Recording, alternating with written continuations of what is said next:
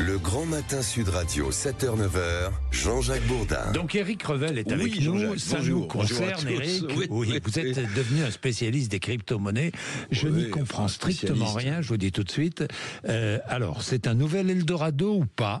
On parle crypto-monnaie, de quoi s'agit-il? Qu'est-ce qu'une crypto-monnaie? Je vais vous expliquer en quelques mots. Une crypto-monnaie, c'est une monnaie numérique et virtuelle que vous pouvez acheter en dollars, en euros, qui est cotée tous les jours à travers le monde par des milliers d'ordinateurs, qui répond à la loi de l'offre et la demande. Bon, vous, c'est-à-dire, je suis devant mon ordinateur. Alors, vous avez des applications qui sont dédiées. Attention aux arnaques quand même. Attention aux arnaques, parce qu'il y a tout. Bon, il y a des applications officielles. Vous décelez les arnaques. Bon. Donc, vous avez des euros ou une devise. Par exemple, j'ai 100 euros, je veux convertir. Vous pouvez acheter une fraction, un petit bout de Bitcoin, qui est la monnaie cryptée la plus célèbre, ça vaut jusqu'à 110 000 $, un Bitcoin. Donc, vous allez acheter une fraction, vous allez mettre vos 100 euros, vous allez obtenir 0,001 mais je vais donner mon compte en banque, qu'est-ce que je vais faire? Bien sûr, vous donnez votre relevé bancaire, on vous débite de la valeur de ce que vous achetez en crypto-monnaie, et en fonction de la façon dont est géré par des ordinateurs du monde entier,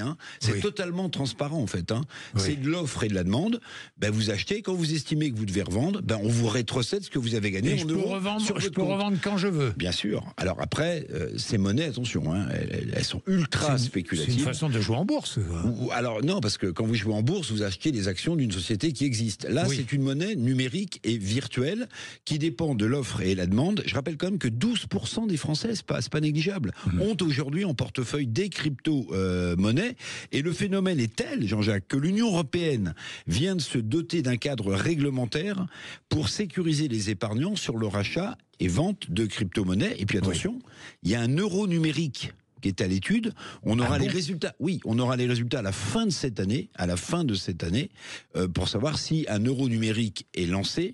Alors, faut savoir quand même que les monnaies qu'on utilise, l'euro, le dollar, ils ne reposent plus sur rien non plus. Il n'y a plus un lien, par exemple, entre le dollar et l'or. Quand vous émettez des dollars ou de l'euro, il n'y a pas de contrepartie réelle. Donc, en fait, on est déjà un peu dans cet espace-là. Alors, crypto-monnaie, le plus connu, c'est le Bitcoin. Absolument. Bien. Vous en avez des milliers. À qui d'ailleurs le Bitcoin? Ça appartient à tout le monde. Alors ça a été créé par quelqu'un, un japonais dont on n'a jamais eu l'identité, qui a eu une idée absolument géniale. Non. C'est un japonais qui a créé. Oui, on n'a jamais eu l'identité du créateur du Bitcoin.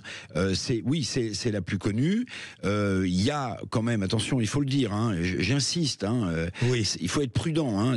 Ce sont des monnaies ultra spéculatives, parce que si vous ne suivez pas au jour le jour les montées faramineuses du Bitcoin, ou au contraire son effondrement, vous pouvez perdre quand même beaucoup d'argent. Donc il ne s'agit pas de mettre toutes ces économies dans les crypto-monnaies. Non mais j'insiste. J'insiste, vaut mieux un petit rendement livret à tranquille. On préfère acheter un petit hectare de forêt. Alors si vous voulez, si vous êtes écolo, vous pouvez acheter votre petit hectare. À condition qu'on ne vole pas mes arbres. Alors si vous voulez, la mode est telle que, je ne sais pas si vous avez vu, Trump, qui confond allègrement business et politique, il a lancé sa crypto-monnaie. Ça s'appelle le dollar Trump. Sa femme, Melania, a lancé également sa crypto-monnaie. Vous pouvez acheter du Trump si vous voulez. Et dites-moi, si on lançait notre crypto-monnaie, Eric, on peut essayer. Vous aurez peut-être du succès, moins, peut-être. Antoine Dupont, le rugbyman, fait la pub pour des crypto-monnaies. Absolument. Antoine Dupont, la star du rugby, meilleur joueur du monde, est devenu l'ambassadeur pour une plateforme qui propose des crypto-monnaies. Je vais donner son nom, parce que la pub, on la voit partout. C'est Bitpanda. Alors, c'est comme Bitcoin Panda. C'est une plateforme qui est officielle. Et Antoine Dupont... Oui, c'est sérieux, bien sûr, c'est sérieux. Est-ce que vous pensez qu'Antoine Dupont met toutes ses économies? Non, je pense pas. Bon. Mais on peut payer, je vous le dis quand même, on peut payer en crypto-monnaie. Je vous prenais l'exemple tout à l'heure du printemps, c'est pas une blague.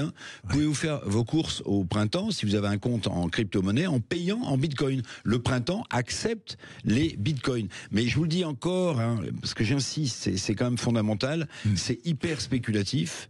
Il y a nombre d'arnaques qui sont présentes sur le net. Il faut vraiment, si vous achetez des crypto-monnaies... Ce que je vais faire, je vais lancer un appel au témoignage. 0826 300 300.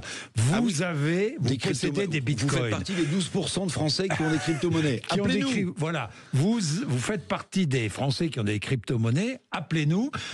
C'était bien, c'était pas bien. Vous avez connu une hausse vertigineuse de vos avoirs. Vous vous êtes fait avoir. Une chute vertigineuse. Dites-nous. Racontez-nous. J'ai été clair, Jean-Jacques, ou pas? Oui, vous avez été très clair. L'offre et la demande. Ça y est, je comprends mieux. Voilà. Et d'ailleurs, tout à l'heure, à 9h, dans La Vérité en face avec Patrick Roger, débat crypto, sur les cryptos, révolution industrielle ou placement bidon. Ah bon, nous verrons bien. On a ni l'un ni l'autre. À votre avis, ni l'un ni l'autre. Bon, d'accord. 7h30, vous êtes sur Sud Radio. Merci, c'est l'heure du temps.